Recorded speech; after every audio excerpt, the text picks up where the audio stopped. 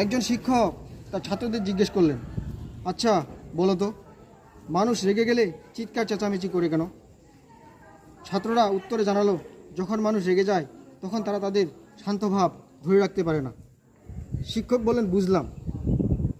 আমরা যদিও বা দেখি যে দুজন মানুষ খুব কাছাকাছি থাকে, তারপরে তারা চিৎকার চেঁচামেচি করে কেন?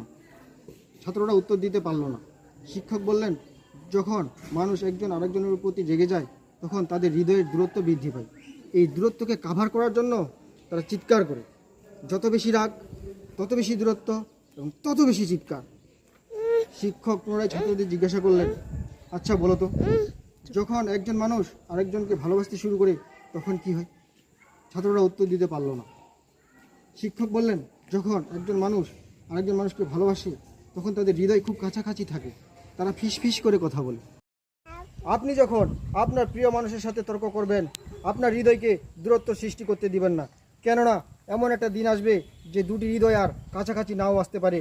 ঠিক যেমন আর পূর্বের অবস্থায় ফিরিয়ে আনা সম্ভব নয় এই রানীশঙ্কলের রাজা টঙ্কনাথের রাজবাড়িটি।